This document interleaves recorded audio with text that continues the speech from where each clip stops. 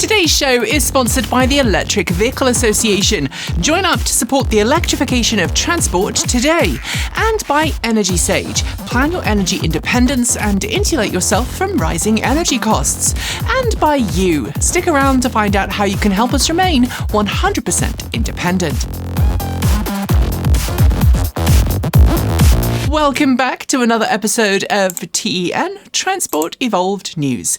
Thanks for joining me. I hope you are safe, well, and with someone you care about who also cares for you. We start today's show with the official launch of Volvo's newest electric car, the EX60 SUV. A mid-sized SUV, it's Volvo's most tech-filled and longest-legged EV to date, promising up to 810 kilometres, 503 miles in its longest-legged guise, pending final testing. Occupying the same segment as the recently launched BMW iX3, the EX60 will be available in rear-wheel drive 80 kilowatt-hour usable, all-wheel drive 91 kilowatt-hour usable, or all-wheel drive 112 kilowatt-hour usable configuration. All versions offer three-phase charging in Europe, come with up to 370 kilowatt DC fast charging capabilities, and offer bi-directional charging for home power backup. Volvo is also eager to point out that the EX60 will be the first Volvo to include Google's AI voice assistant Gemini, as well as a new multi-adaptive safety belt designed to keep occupants safe. Pricing and availability will follow shortly. The Volkswagen Group shared its official 2025 figures this week, showing that during last year it enjoyed a sizable growth in electric vehicle sales. It delivered 983,100 electric vehicles last year, nearly one-third more than it did in previous years, with European deliveries increasing by 66%. Chinese EV sales, meanwhile, were the exact opposite, falling 44% year over year. It's important to know that these figures cover the entire Volkswagen Group, including brands like Porsche, Audi, and Volkswagen Cars, Skoda, and Seat. And within its group, there were definitely winners and losers. Skoda had a particularly good year, enjoying nearly 96% year-over-year growth, while Porsche saw a 43.5% drop. All told, Volkswagen's figures show that more affordable EVs and its commercial vehicles saved the brand's EV sales, bringing quite clearly into question the oft-cited and very inaccurate notion that EVs are only for the wealthy. Mercedes-Benz trucks celebrated successful real-world testing of the new megawatt charging standard, or MCS, this week, using the eActros 600. Two MCS-equipped eActros 600 trucks, each hauling a trailer, completed a 2,400-kilometre journey from Germany through the Netherlands, Belgium, Denmark, and into Sweden. Along the way, the trucks charged from 20 to 80% in around 30 minutes at compatible MCS stations. That may not sound fast, but the eActros 600 can carry just over 620 kilowatt hours of battery capacity, more than 6 times that of a typical luxury EV. And that 30-minute charge fits neatly within European trucking rules, which require a 45-minute break every 4.5 hours of driving, slightly less time than it would take to significantly drain the battery pack. It's been less than 2 years since Rivian unveiled its R2 SUV, and we're already seeing the first validation production units rolling off its R2 production line in Normal, Illinois. While Rivian originally intended to produce the R2 at a brand new production facility in Georgia, political and financial headwinds caused a change of direction. While the ultimate goal is to shift production to the new facility, initial production is now underway in Illinois, where the company invested heavily to construct a new 1.1 million square foot extension to its plant for R2. Rivian's first production units are scheduled to be in customers' hands in the first half of this year, and while the units now rolling off the line will be used to tweak and test the production process, it's a big hurdle that Rivian has managed to jump in what is record time for the brand, and well ahead of many of its rivals. While we've seen substantial shuffling of the Volkswagen Group's production capacity for EVs in the last year, with some models seeing production shifted and others slowed, its Zwickau production plant, where its initial ID.4 models were made, was celebrating a new facility this week, a new recycling one, designed to bring vehicle production full cycle and enhance the recyclability of Volkswagen EVs and other models. The new facility aims to reach a 15,000 vehicle per year recycling capacity by 2030. While the facility will be located at a plant known for EV production, it will take in both ICE and EV models, providing full decommissioning, disassembly and recycling of core components to be reused in future vehicle production, as well as, where applicable, servicing still usable components and allowing them to be used in recertified spare parts chains. All in all, the facility should reduce waste and allow the company to better manage end-of-life vehicles. There's a lot of fear, uncertainty and doubt spread by anti-EV voices online, much of it about the practicality of EVs in everyday life, especially in extreme weather. While plenty of studies have debunked many of those claims for passenger cars, new research now shows that electric fleets can also operate effectively in very cold conditions. A study from the University of Alaska Fairbanks, in collaboration with Arctic microgrid communities, examined typical fleet operations, including trucks and other work vehicles, and found that switching to EVs can reduce both fuel costs and greenhouse gas emissions in most cases, even in severely cold climates. The analysis showed that while range and energy use are affected by cold temperatures, EV fleets can often deliver clear financial and environmental benefits over internal combustion vehicles in Arctic conditions. Kia celebrated the launch of its EV4 in the Australian market this week, with the sedan version going head-to-head with the pricier Tesla Model 3 and the more affordable BYD Sea Lion 7. While Australia is just the latest market to receive the EV4, Kia has also slashed pricing for its entire EV lineup around the world. Discounts include up to 3 million won off EVs in its home market of South Korea, up to £3,000 sterling off certain models in the UK, and up to $10,000 in deals in the US on select Kia EVs. Although Kia's EV sales in some markets were modest last year, the company set new global sales records across all vehicle types, and that success appears to have given Kia the flexibility to continue cutting EV prices. With new models expected later this year, it will be interesting to see how customers respond to Kia's doubling down on EVs while other brands are holding back. New data published this week shines a light on how last year's energy landscape shifted as renewables generally surged and fossil fuel use declined. In the US, energy think tank Ember reported that 61% of the country's increased power demand last year was met by solar, with regions seeing the largest demand growth also experiencing the fastest solar deployment. Meanwhile, the Federal Energy Regulatory Commission showed that utility-scale solar, that's large solar farms, not rooftop panels, added more capacity than wind for the first time, with 60% of all new generating capacity in October coming from solar. It wasn't all positive, though. Global energy data also shows that while coal consumption fell sharply in China and India, US coal burning increased by 13% last year, contributing to a roughly 2.4% rise in national carbon emissions. I'll let you to decide the many obvious reasons why you think that might have happened. Meanwhile, half a world away, data from Europe showed that wind and solar power overtook fossil fuel-generated electricity for the first time in history. According to Ember's just published European Electricity Review, the EU sourced 30% of its electricity last year from wind and solar, while fossil fuels accounted for 29%. Nuclear power remains fairly steady in the mix, and hydropower saw a slight decline. Solar capacity soared 20.1% year over year, and the growth in renewables also helped set a new record. 11.2% of all transportation energy last year, covering both personal and public transit in Europe, came from renewable sources. That's slightly up from the previous year and shows significant progress since the EU began tracking this data in 2004. The US government hasn't exactly been friendly towards electric vehicles over the past year, and this week a new piece of legislation tucked into the federal budget being considered by the Republican-led House Committee on Transportation and Infrastructure could make things worse. It seeks to claw back nearly $880 million originally set aside for EV charging under President Biden's Infrastructure Investment and Jobs Act of 2021, potentially stalling future deployment. House Republicans call it wasteful and a Democratic priority. President Trump did try to end that funding previously, but he was blocked by courts and statutory rules. And yet, those same Republican politicians who call EVs wasteful stay silent as extrajudicial SS-style squads terrorize neighborhoods, abduct children at gunpoint, and take lives, all while the Constitution is treated as optional.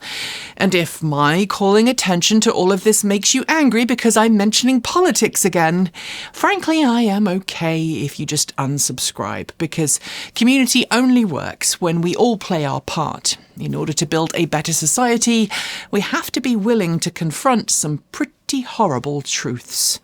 We have no recall reminders today, only news shorts, but before that, a word from our channel friend, Energy Sage. Energy Sage connects you with local verified solar installers across the US and now heat pump specialists in select markets who really know their stuff and can help guide you through the process of installing solar panels or getting a heat pump installed. Not a homeowner? No worries. Energy Sage can still help you green your electricity by helping you join a community solar program. We used Energy Sage for ourselves when looking for installers willing to help us put solar panels on our roof, and their verified pros were knowledgeable and even introduced us to a great credit union that allowed us to finance the project with low monthly payments. And while there are now fewer financial rebates and incentives available for going solar, you'll benefit from keeping your energy costs stable as utility costs continue to rise. So follow the links below to sign up for Energy Sage's free no-obligation service and get started today. And if you choose an Energy Sage installer, we'll also receive a small referral fee, so you'll be helping us out too. Help the kid get greener, save money, gain energy independence, and support the show? It's a win-win, win-win. And now it's time for our news shorts, as for the very first time in a really long while, there aren't any recall reminders. Mercedes-Benz has confirmed it will begin making its ultra-luxe Maybachs in India for the first time, and will also expand its EV charging network across the country. With the launch of its MB Charge network, and the locally made Maybach will be significantly cheaper than the imported version. China is set to introduce a new set of standards on April 1st that will govern the process of recycling EV battery packs. The new standards will take the form of a new platform designed to track batteries from production through to their eventual end of life and decommissioning. Electrify America has teamed up with WS Development to install EA charging stations at WS Development's retail locations across the US. The first units under the program will be installed in Massachusetts shortly. A new project called ReDriveS launched this week, funded by the German Federal Ministry for Economic Affairs and led by Schaeffler, will work on developing a new recycling program for electric axle drivetrains from EVs. BC Hydro in Canada has celebrated deploying more than 800 EV charging points across the region by welcoming its first 400 kilowatt capable charging stations to its network. The first is located in Burnaby. RWTH Aachen has successfully concluded a full research program testing all-electric trucks from DAF fitted with overhead pantograph power systems, an alternative for long-distance electric freight haulage. Toyota, working with a local partner in India, has launched its first Indian market EV, called the Urban Cruiser Abela. It's designed and built exclusively for the Indian market. It's already accepting pre-orders. Porsche has officially completed its integration with Next charging solutions in the US and Canada, turning on plug-and-charge compatibility for Tesla Superchargers across the continent. Honda and General Motors have agreed to discontinue production of hydrogen fuel cell systems at a jointly operated facility in the US. Honda will continue to make FCV components independently. The UK Council of North Northamptonshire has partnered with Connected Kerb to install more than 1,500 new EV charging stations across the region in the next 3 to 5 years. Stations will bring EV charging options for those without off-street parking and charging. LG Energy Solutions says it's advanced a pilot production line for making sodium-ion batteries. The pilot production line will be located at one of its existing facilities in China. Meanwhile, one of its closest rivals, SK On, says it's reached a new breakthrough in next-generation cathode research, developing high-density, single crystalline cathodes through a new synthesis method it's developed with the Seoul National University. Mercedes-Benz is still struggling to sell its all-electric G580 with EQ technology and has quietly added new discounts for those looking to buy. In some situations, it's slashing up to 10 grand off the price. California has now officially met its goal of having more than 2.5 million new EVs on its roads by 2030. The goal was met well in advance, with nearly 1/4 of all new Californian vehicles last year coming with a plug.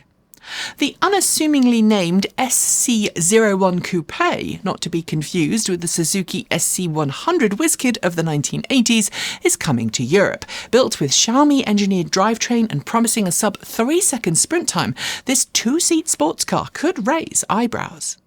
Eve Air Mobility is celebrating its first prototype maiden hoverflight this week, along with a new cash injection worth $150 million to help it bring its eVTOL air taxi to commercial reality. Mercedes-Benz has begun series production of its electric GLB at a plant in Hungary. The facility has a capacity to produce up to 350,000 examples of the GLB a year. It will initially be offered in two guises. Fastned is now offering customers who use its Fastned app along with a pre-registered credit or debit payment method a 10% discount on the per kilowatt-hour pricing for charging at all Fastned stations across Europe. UK firm Connected Energy has opened a new testing centre for Second Life EV batteries. It's looking to test and integrate batteries from multiple electric bus and truck manufacturers to examine their future use in Second Life battery energy storage systems. After its previous battery partner, AESC, cancelled some US battery production plans last year, BMW has secured a new battery supply route, putting it on track to produce its latest Neue Klasse EVs in the US. The Metropolitan Government of Seoul in South Korea has announced it's working on a new EV subsidy program. It will increase EV subsidies to 7.5 million won per vehicle. Data from Norway shows that last year 1,200 new fast charging points were added to the country's already extensive EV network. While still a sizable expansion, this number represents a slight decline from the peak deployment seen in 2023. Zeekr has officially revealed its updated 007 for 2026, complete with a new 900-volt system architecture, faster charge time, and improved ADAS. It will be released in Q2. Data from Porsche shows that last year in Europe, more Porsches with a plug were sold than without. This is the first time that ICE Porsche models came in second to plug-ins. Northern Germany is building a facility replacing gas boilers with heat batteries. Bricks are charged with off-peak electricity and released heat during industrial processes, providing 100 megawatt hours of thermal storage capacity. A 2-alarm fire broke out this week at Rad Power Bikes, Huntington Beach store and warehouse in California. It's part of a complex that houses multiple businesses. The cause is under investigation. A new law in New Jersey now means if you want to ride an electric bicycle of any sort, you'll need a driving license, insurance, and registration. Violators face a $50 fine. Honda has officially launched its UC3 electric scooter, with sales due to begin in Thailand and Vietnam this spring. The scooter is equivalent to a 110cc gas bike with a top speed of around 80 km per hour. Spy shots have surfaced of the next generation Volkswagen ID.4. While we don't have the funds to show you the spy shots, the facelifted ID.4 looks a little more mainstream than its predecessor. Renault's performance brand Alpine has published its best sales ever for last year, with sales soaring 139.2% year over year. This was driven almost exclusively by its new all-electric models. Dongfeng Nissan has revealed the new NX8 electric SUV, due to launch shortly in China as both an EV and a range-extended EV. It promises 5C fast charging, translating to about 10-minute recharge to about 80% full. For several years, the Wuling Hongguan Mini EV was China's best-selling EV, but last year a new champion emerged, the Geely Galaxy Xingyue. It sold nearly 466,000 examples. BYD has announced Blade battery-equipped models will now get an 8-year 250,000-kilometre warranty. The battery warranty includes a 70% state of health guarantee. Collated data from last year in China shows that its domestic EV battery market grew by 40.4%, equivalent to a total annual capacity of 769.7 gigawatt hours. 4/5 of those cells were LFP. The German Federal Environment Minister has confirmed that Germany's new EV incentive program will retroactively apply for all new EVs purchased from the start of this year, with a maximum subsidy available of €6,000.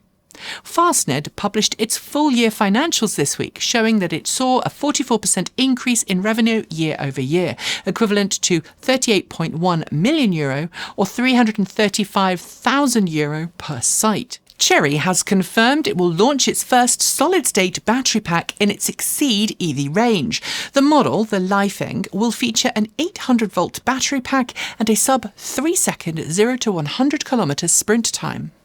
The Centre for Green Market Activation, in collaboration with the Smart Freight Centre, has announced a new procurement that will reveal the largest known deployment of Class 8 electric big rigs in the US.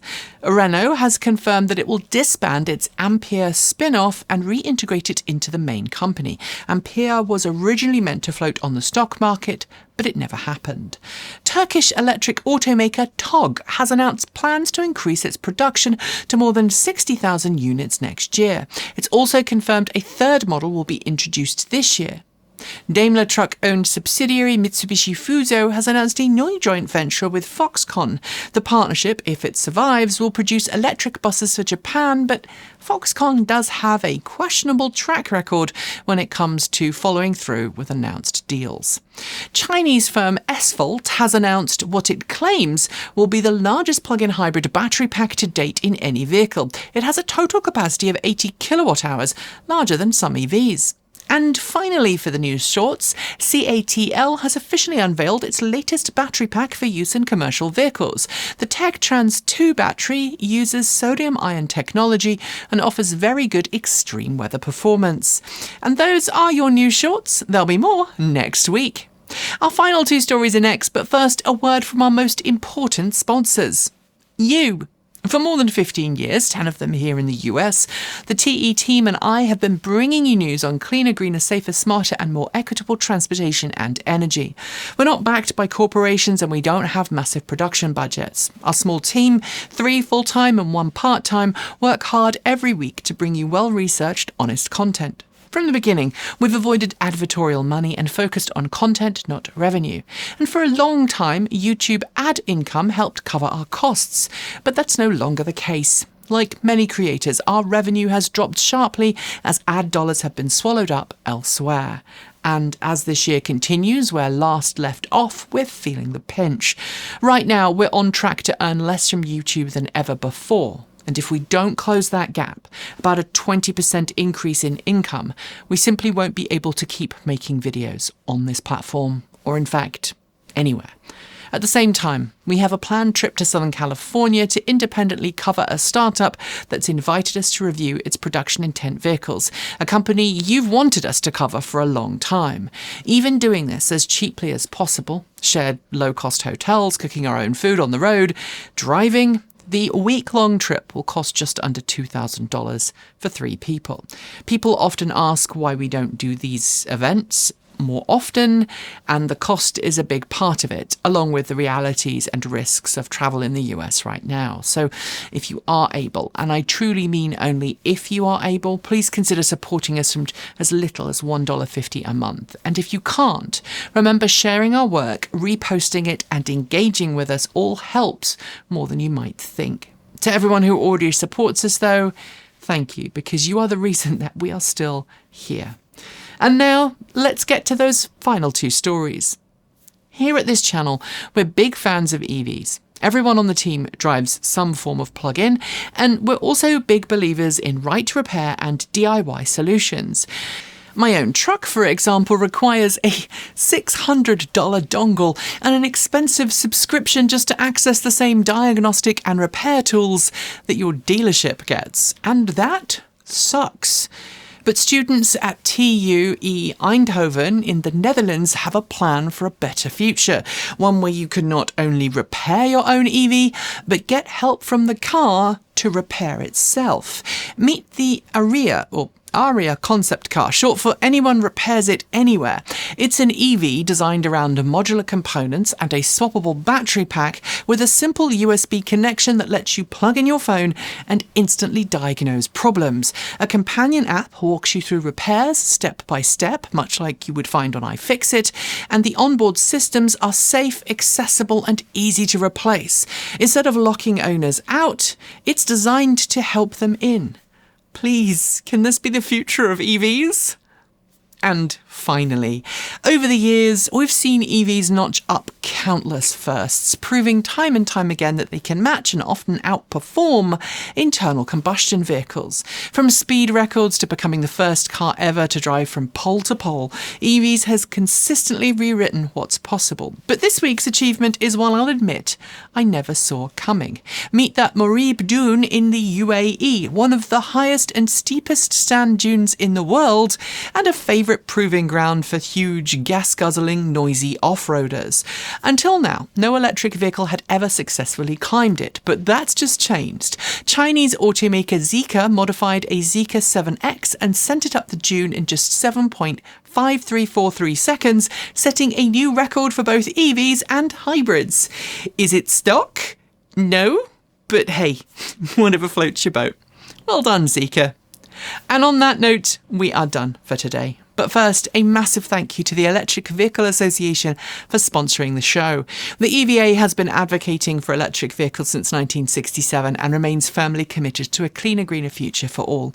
Join the EVA today to learn how to become an EV educator, meet like-minded EV fans, and get the help making your own transition to electric, including accessing a low-interest loan program designed to help finance your next step. Find out more at myeva.org.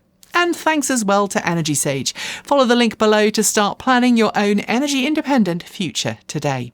And of course, thanks to you. If you're able, please consider supporting us for as little as $1.50 a month on Patreon. Supporting us can also mean sharing our content, joining our Discord, promoting us on social media, or using our affiliate links, all linked below. And if one-off donations are more of your thing, we also have a PO Box and Ko-fi. Both are great ways to help keep us going. We publish new videos every Tuesday, Thursday and Saturday on the main channel, and every Sunday we drop 2 more on Transport Evolved Take 2. And before I go, some important words. You're valid, you're loved, you belong, and you have a purpose. Every week, I stand here and I say that you matter, and I truly believe it. But as many sleepless nights and stress-induced symptoms will attest this week, it can be hard to keep going in the face of such unprecedented craziness. I know many of you feel it too. This level of hate and violence isn't normal, it isn't okay. But it is also okay to feel scared, and it's okay to feel down, and it's okay to feel angry, and it's okay to feel tired of being angry. You have every right to that anger, and every right to protest too, but do so peacefully, with intent and with care for yourself and those you love. Be better than the fear they spread. Be wiser than the lies they tell. And be stronger than the bridges they seek to break, because you are not alone. We are all stronger than hate. Real strength comes from compassion, empathy, and kindness. And even the strongest people need time to rest and recharge. So remind yourself that. Care for yourself. Nurture those around you. Then return to the work of building a better world, one rooted in decency, community, justice, and togetherness. And if you'd like ideas on how to build a better community and be a better ally, and how to make good trouble, check out the live stream that Kate and I did from last week. We talked about many ways to stay involved and stay safe and stay prepared for whatever is coming down the road. Let your light shine wherever you are, whoever you are, and whoever you love. Don't let hate or ignorance win, because we are all better than this. As always, keep evolving.